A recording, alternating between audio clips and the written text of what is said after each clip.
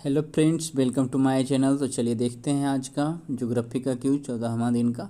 ठीक है, तो जो हमारे चैनल पर नए हैं चैनल को सब्सक्राइब जरूर कर ले ताकि आपको वो नोटिफिकेशन जो है मिलता रहे। तो आइए देखते हैं आज का पहला क्वेश्चन। कराया किस देश, और ध्यान रखना है कि क्वेश्चन जो है कुछ करंट अफेयर से है और कुछ बेसिक से भी है। ठीक है, यानी ट्रेडिशनल क्वेश्चन भी है। करा किस देश ने 2015 में हल्ला नाम के बृहस्पति जैसे ग्रह की खोज की थी, जो पृथ्वी से 520 प्रकाश वर्ष दूर स्थित है और इसके मेजबान तारे के क्रोधित होने के बाद इसके जीवित बचने की संभावना नहीं है। तो यहाँ आंसर होगा, ये जो खोजा है दक्षिण कोरिया ने खोजा है। ठीक है, ऑप्शन सी करेक्ट हो जाएगा। ठीक है, ऑप्शन सी करेक्ट हो जाएगा। तो आइए देखते हैं, हल्ला वही ग्रह कर पृथ्वी से 520 प्रकाश वर्ष दूर स्थित बृहस्पति जैसा ग्रह अपने मेजबान तारे के क्रोधित होने के बाद जीवित बचे रहने की संभावना नहीं है। गैस ग्रह को 8 UMIB के नाम से जाना जाता है और 2015 में कोरियाई खगोलविदों द्वारा उसकी प्रारंभिक खोज के बाद इसका नाम हल्ला रखा गया था। करहला जिसे एक पवित्र स्थान माना जाता है, दक्षिण कोरिया का सबसे ऊंचा पर्वत है, अतः विकल्प 3 सही है। वही ग्रह हमारे सूर्य से भी बड़े एक विशाल तारे की परिक्रमा करता है जिसका नाम बाकडू है, जो उर्सा माइनर या लिटिल बियर तारामंडल में स्थित है। करहला 0.46 खगोलीय इकाई या 42 कितना पढ़ सकते हैं इसको, 4,27,59,659 मील, या फिर इधर है 68,81,000 6,88,15,020 किलोमीटर पर पृथ्वी और सूर्य के बीच की दूरी से लगभग आधी दूरी पर बागड़ों की परिक्रमा करता है। तो आगे देखते हैं, पैंगोंग त्सो झील स्थित कहाँ है। तो ये आपका ऑप्शन डी होगा, पूर्वी लद्दाख और पश्चिमी तिब्बत तक ये फैला है। ऑप्शन डी करेक्ट हो जाएगा। ठीक है, तो पैंगोंग त्सो झील यह पूर्वी लद्दाख और पश्चिमी तिब्बत, पूर्वी लद्दाख और पश्चिमी तिब्बत। ठीक है, पूर्वी जब लद्दाख होगा तो उसके बगल में जो तिब्बत आएगा उसके लिए पश्चिम ही होगा, इसलिए इसमें कॉमन सेंस लगा के याद रखना। पूर्वी लद्दाख और पश्चिमी तिब्बत तक फैली एक झील है, अतः विकल्प डी सही है। करा दोनों तरफ से इलाके में हलचल तेज है, जहां चीन पैंगोंग त्सो के पार उत्तर और दक्षिण तटों को जोड़ने वाला एक पुल पूरा करने की जल्दी में है। वहीं भारत भी उत्तरी तट पर अपनी तरफ एक ब्लैक टॉप सड़क का निर्माण कर रहा है। पैंगोंग त्सो हिमालय में लगभग 4,350 मीटर की ऊंचाई पर स्थित एक लंबी संकीर्ण गहरी बंद जलसंभर झील है। यह झील 134 किलोमीटर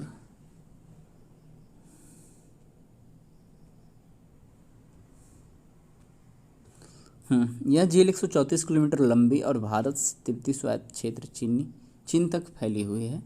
सर्दियों के दौरान खारा पानी होने के बावजूद झील पूरी तरह से जम जाती है। ठीक है, प्राथमिक विवाद झीलों के चारों ओर वास्तविक नियंत्रण रेखा के सीमांकन के इर्द गिर्द घूमता है। भारत का दावा है कि यह फिंगर 8 पर स्थित है, जबकि चीन का दावा यह है कि फिंगर 4 पर है, जिससे लगभग 8 किलोमीटर का विवादित क्षेत्र बनता है। LAC की अलग अलग धारणाओं के कारण हाल के वर्षों में भारतीय और चीनी सैनिकों के बीच गतिरोध और झड़पें हुई हैं। दोनों देशों ने क्षेत्र में अपनी सैन्य उपस्थिति बढ़ा दी है, जिससे तनाव बढ़ गया है और अंतर्राष्ट्रीय चिंता बढ़ गई है।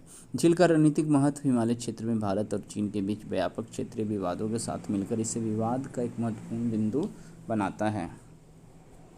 गैलेट की अफ्रीकी देश में नमक, मार्जरीन और पानी के साथ विशेष प्रकार की मिट्टी को मिश्रित करके बनाया जाने वाला एक प्रकार का मड केक है। तो अफ्रीकी देशों में मड केक बना जाता है, मिट्टी का कुछ बिस्किट टाइप का कुछ, लोग उसे खाते हैं। ये हैती है। चलिए इसके बारे में जानते हैं कि मड केक है आखिर क्या।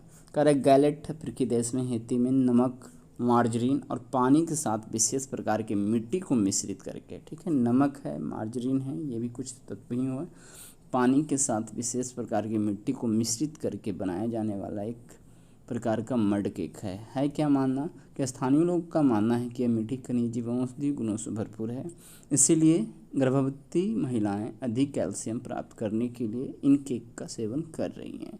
हैती में मिट्टी आधारित भोजन बनाना एक प्रमुख आर्य अर्जक होने के साथ मुख्य आय अर्जक होने के साथ ही यहाँ के निर्धन वर्ग के लिए उपलब्ध एकमात्र मुद्रास्फीति रोधी भोजन है। अब है मीरा पैविस किस राज्य के मैतेई समुदाय की महिलाओं का एक समूह है? मिजोरम, मणिपुर, मेघालय, नागालैंड।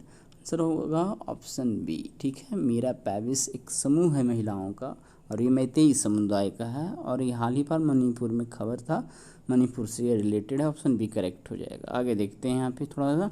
करमीरा पैविस मणिपुर के मैतेई समुदायों की महिलाओं का एक समूह है जिसका गठन वर्ष 1977 में किया गया था। व्यापक रूप से सम्मानित इन महिलाओं को इमास या मणिपुर की माता के नाम से भी जाना जाता है। इनका मुख्य उद्देश्य शराब और नशीली दवाओं के दुरुपयोग का विरोध करने के साथ ही मानवाधिकारों के उल्लंघन का मुकाबला करना है। रात्रि के समय जलती हुई मसालों को लेकर चलने के कारण इन्हें मीरा पैविस महिला मसाल वाहक कहा जाता है। मणिपुर में हिंसा भड़कने के बाद अपनी हालिया यात्रा के दौरान गृह मंत्री अमित शाह ने विभिन्न नागरिक समूहों के साथ अपनी बैठक के हिस्से के रूप में मीरा पैविस से भी मुलाकात की। आगे देखते हैं। वाटरमेलन स्नो के संदर्भ में विचार कीजिए। संयुक्त राज्य अमेरिका के यूटाह पहाड़ों पर जमी बर्फ एवं यहाँ स्थित टोनी ग्रोव झील गुलाबी रंग में परिवर्तित हो गई हैं। प्रतिकूल पर्यावरणीय स्थिति का संकेत देने वाली इस परिघटना को वाटरमेलन स्नो नाम दिया गया। ये दोनों कथन तो सही है। और आगे देखते हैं। यह साइकोफिलिक बैक्टीरिया के ठंडे वातावरण में वृद्धि का परिणाम है। इससे बर्फ का एल्बिडो बढ़ जाता है। तो 3 भी सही है, लेकिन बर्फ का एल्बिडो इससे घटता है न कि बढ़ता है। तो ये चौथा गलती है। तो केवल 3 सही होगा। ऑप्शन सी करेक्ट कहलाएगा। ठीक है, तो ध्यान देना है। वाटरमेलन स्नो क्या है? साइक्लोफिलिक बैक्टीरिया, ठंडे वातावरण में इसकी वृद्धि होती है जिसके कारण कलर वो है गुलाबी में चेंज हो जा रहा है। तो ऑप्शन सी तो यहाँ पे करेक्ट होगा। 3 ही सही है ना। चलिए आगे देखते हैं। वाटरमेलन स्नो संयुक्त राज्य अमेरिका की यूटाह पहाड़ों पर जमी बर्फ यहाँ स्थित टोनी ग्रोव झील गुलाबी रंग में परिवर्तित हो गई हैं। प्रतिकूल पर्यावरणीय स्थिति का संकेत देने वाली इस परिघटना को वाटरमेलन स्नो नाम दिया गया है। यह साइक्लोफिलिक बैक्टीरिया के ठंडे वातावरण में वृद्धि का परिणाम है। इससे बर्फ का एल्बिडो कम हो जाता है जिससे ग्लेशियरों के पिघलने की दर तीव्र हो जाती है। यह सामान्यतः बसंत और गर्मियों में घटित होती है। इस परिघटना को वर्ष 2020 में इटली के आल्प्स पर्वत के प्रेसेना ग्लेशियर पर देखा गया था। आगे देखते हैं। जोहा मुख्य रूप से किस राज्य में उगाई जाने वाली छोटे दाने वाली शीतकालीन धान की एक प्रजाति है? तो आंसर हो जाएगा ऑप्शन डी, असम। ठीक है ना, असम। ऑप्शन डी सही होगा। आगे देखते हैं। जोहा मुख्य रूप से असम में उगाई जाने वाली छोटे दाने वाली शीतकालीन धान की एक प्रजाति है जो अपनी सुगंध और उल्लेखनीय स्वाद के लिए प्रसिद्ध है। इस चावल में पाए जाने वाले 2 असंतृप्त फैटी एसिड लिनोलिक एसिड ओमेगा-6 और लिनोलैनिक ओमेगा-3 एसिड विभिन्न अंगों का संतुलन बनाए रखने में मदद करते हैं। इसकी भूसी का उपयोग तेल बनाने के लिए किया जाता है। इसे वर्ष 2017 में भौगोलिक संकेतक प्रदान किया गया है। विज्ञान और प्रौद्योगिकी विभाग के स्वायत्त संस्थान institute of advance study in science and technology के नवीनतम अध्ययन के अनुसार जोहा चावल रक्त शर्करा को कम करने और मधुमेह को नियंत्रित करने में प्रभावी है। भारत का राष्ट्रीय राजमार्गों का नेटवर्क दुनिया में कौन सा सबसे बड़ा नेटवर्क है? तो आंसर होगा ऑप्शन बी, दूसरा। ठीक है, ऑप्शन बी, दूसरा। अब पहले नंबर पर अमेरिका है। भारत का राष्ट्रीय राजमार्गों का नेटवर्क 1.45 लाख किलोमीटर, लाख किमी। अब संयुक्त राज्य अमेरिका के बाद दुनिया में दूसरा सबसे बड़ा नेटवर्क है और पिछले 9 वर्षों में इसमें 59% की वृद्धि हुई है। राष्ट्रीय राजमार्ग नेटवर्क देश में सभी वस्तुओं का 64.5% परिवहन करता है। भारत का कुल यात्री यातायात का 90% आवागमन राष्ट्रीय राजमार्ग नेटवर्क के द्वारा ही संपन्न होता है। 4 लेन वाला राष्ट्रीय राजमार्ग नेटवर्क 2013-14 के 18,371 किलोमीटर से बढ़कर वर्तमान में 44,654 किलोमीटर हो गया है। तो फास्ट टैग्स के उपयोग से टोल प्लाजा पर प्रतीक्षा समय को 47 सेकंड तक कम करने में मदद मिली है, जिससे 2047 तक पूरी तरह से समाप्त करने की परिकल्पना की गई है। निम्नलिखित में मृदा का जनक पदार्थ कौन सा है? ग्रेनाइट, संगमरमर, स्लैट, ज्वालामुखी लावा, राख, रूपांतरित चट्टानें, शिस्ट और नीस। ठीक है, बलुआ पत्थर। तो सारे जो है मिट्टी के घटक हैं ही, ठीक है, जितने भी हैं सारे मिट्टी के घटक हैं, इसलिए सभी 6 सही हो जाएगा। आइए देखते हैं मृदा विज्ञान। मृदा विज्ञान में मृदा का अध्ययन प्राकृतिक संसाधन के रूप में किया जाता है। इसके अंतर्गत मृदा का निर्माण, मृदा का वर्गीकरण तथा मृदा के भौतिक, रासायनिक एवं जैविक गुणों का अध्ययन किया जाता है। मृदा एक बहुमूल्य प्राकृतिक संसाधन है। मृदा शब्द की उत्पत्ति लैटिन भाषा के सोलम शब्द से हुई है, जिसका अर्थ है फर्श। मृदा अनेक प्रकार की खनिजों, पौधों और जीव जंतुओं के अवशेषों से बनी है। भूपृष्ठ पर असंगठित दानेदार कणों वाली पतली परत मृदा कहलाती है। आगे देखते हैं। वैज्ञानिकों के अनुसार मृदा धरातल पर प्राकृतिक तत्वों का समुच्चय है। इसमें जीवित एवं मृत पदार्थ सम्मिलित होते हैं, जिनमें पौधों को पोषित करने की क्षमता होती है। वनस्पतियों को पोषण प्रदान करने की मृदा की प्राकृतिक क्षमता मृदा की उर्वरता कहलाती है। अपक्षय मतलब वेदरिंग क्या होता है? तो तापमान परिवर्तन, तुषार क्रिया, पौधों, प्राणियों व मनुष्य के क्रियाकलापों द्वारा सेलों का टूटना और क्षय होना अपक्षय कहलाता है। मूल पदार्थ यानी पेरेंट मटेरियल करा है। मृदा मूलतः जिस पदार्थ के क्षरण से निर्मित होती है वह मृदा का मूल पदार्थ अथवा जनक पदार्थ कहलाता है।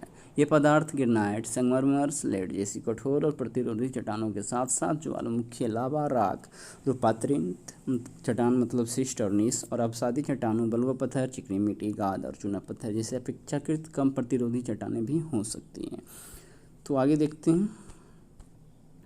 निम्नलिखित कथनों पर विचार कीजिए। कंकड़, चिकनी मिट्टी, असंपृक्त बालू, लोयस तथा जलोढ़ जैसे कम सघन और निम्न प्रतिरोधी मृदाओं को भी चट्टान कहा जाता है। ठीक है, यहाँ पे कहा जाता है, छूट गया। ह्यूमस सामान्यतः मृदा में अथवा मृदा के नीचे पाया जाता है।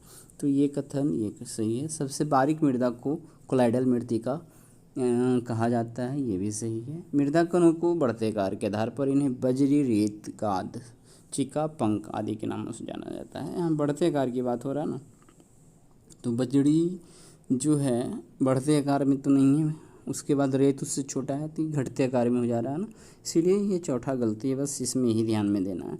तो बजरी ग्रेवुल, रेत उससे छोटा होता है आकार में, गाद उससे भी छोटे कण होते हैं, चिका उससे छोटे कण होते हैं, मंक या मड उससे भी छोटे छोटे कण होते हैं। ठीक है, तो ये यहाँ पे घटते क्रम में है ना कि बढ़ते क्रम में है। और ये सीरीज पूछा भी जा सकता है, मिट्टी के कण के आकार के अनुसार उसको सजाएं। ठीक है, तो यहाँ है बजरी, रेत उससे छोटा, ये घटते क्रम में है। ठीक है, गाद उससे छोटा, चिका सबका इंग्लिश भी है, आपको देख सकते हैं, पंख उससे छोटा आकार हो गया। आइए देखते हैं। तो चट्टान चट्टान शब्द का प्रयोग केवल ग्रेनाइट, बलुआ पत्थर जैसे कठोर और उच्च प्रतिरोधक पदार्थों के लिए नहीं होता है, बल्कि इसका प्रयोग कंकड़, चिकनी मिट्टी, असंपृक्त बालू, लोयस तथा जलोढ़ जैसे कम सघन और निम्न प्रतिरोधी मृदाओं के लिए भी किया जाता है। ह्यूमस क्या होता है? ह्यूमस गाढ़े भूरे अथवा काले रंग का जटिल कार्बनिक पदार्थ है, जिसका निर्माण वनस्पतियों एवं जीवों के अपघटन से होता है। ह्यूमस सामान्यतः मृदा में अथवा मृदा के नीचे पाया जाता है। भिन्न भिन्न मृदाओं में ह्यूमस की मात्रा में विभिन्नता पाई जाती है। ह्यूमस मृदा को नमी का अवशोषण करने तथा उस नमी को बनाए रखने में सक्षम बनाता है। मृदा में ह्यूमस की उपस्थिति पौधा की संतुलित वृद्धि में सहायक होती है। मृदा का गठन मृदा में विभिन्न प्रकार के कण पाए जाते हैं। सबसे बारीक मृदा को कोलाइडल मृत्तिका कहा जाता है, जिसके कणों को नंगी आंखों से नहीं देखा जा सकता है। मृदा कणों के बढ़ते आकार के आधार पर इन्हें बजरी, अब यहाँ पे ये जहाँ से मैंने ये सेंटेंस उठाए ये गलत ही सजाए हुए, बढ़ते आकार के आधार पर नहीं है। ये बढ़ते आकार मतलब यदि सजाया जाए तो फिर वो छोटा से बड़ा होना चाहिए ना, यहाँ पे छोटा से बड़ा, बड़ा से छोटा सजा दिया गया है, तो यहाँ पे थोड़ा सा ये घटते आकार में ही ध्यान दीजिए। ठीक है, हाँ, तो ये तो हमने देख ही लिया है, इसलिए यहाँ से देखते हैं। इनसे मिलकर विभिन्न प्रकार की दोमट मृदाओं का निर्माण होता है। जब कणों की 3-4 किस्में एक साथ मिल जाती है तो दोमट मृदा अधिक संश्लिष्ट हो जाती है। भारत की अधिकांश मृदाएं दोमट किस्म की ही है। अब है निम्नलिखित कथनों पर विचार कीजिए। आज का 10वां क्वेश्चन और पूरे सेट का 140वां क्वेश्चन। मृदा की विलयन में मुक्त हाइड्रोजन आयनों का संकेंद्रण मृदा की अम्लीयता कहलाता है।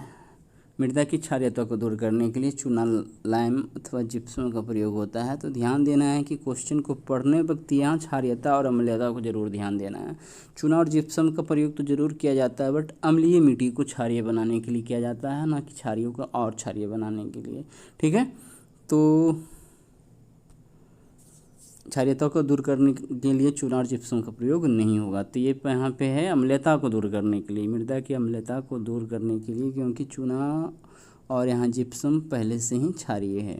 सुगठित मृदा में जल की उपस्थिति कम होती है, यहाँ भी गलती है। सुगठित मृदा में जल की मात्रा जो है पर्याप्त मात्रा में उपस्थित होती है, तो ये तीसरा भी गलत है। पूछा जा रहा सत्य है, तो केवल एक सत्य है, ऑप्शन ए करेक्ट हो जाएगा। ठीक है, आइए देखते हैं आगे।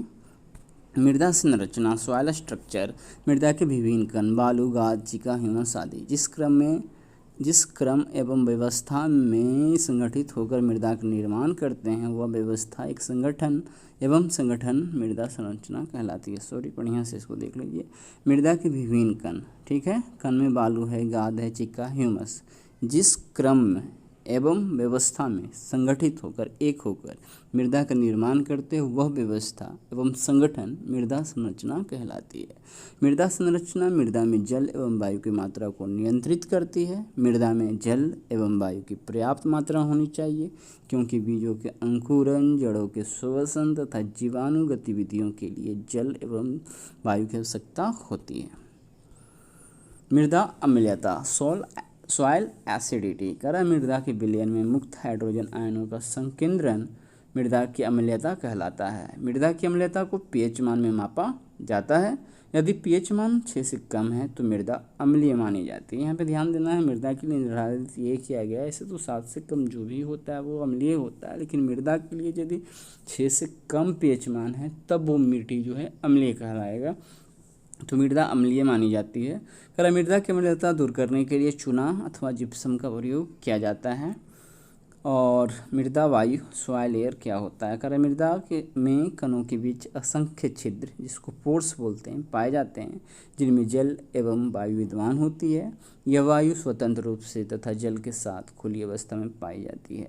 इस वायु में ऑक्सीजन, नाइट्रोजन तथा कार्बन डाइऑक्साइड आदि जैसे गैसों की उपस्थिति होती है, जो पौधों के श्वसन एवं वृद्धि तथा मृदा में उपस्थित जीवाणुओं की विभिन्न क्रियाओं के लिए आवश्यक होती है। मृदा जल, सॉइल वाटर, करा मृदा में जल की उपस्थिति मृदा संरचना पर निर्भर करती है। मृदा में जल की शून्य से जल जमाव की स्थिति तक हो सकती है। सुगठित मृदा में पर्याप्त मात्रा में जल की उपस्थिति होती है। मृदा परिच्छेदिका, सॉइल प्रोफाइल, मृदा की ऊपरी सतह से लेकर उसकी मूल चट्टान तक के सभी स्तरों को समग्र रूप से मृदा परिच्छेदिका कहा जाता है। तो आज हमने 10 क्वेश्चन जो है ज्योग्राफी से देख लिया, तो अगले दिन मिलते हैं इकोनॉमिक के क्वेश्चन के साथ। ठीक है, तो चलिए आज भर के लिए इतना ही वीडियो में।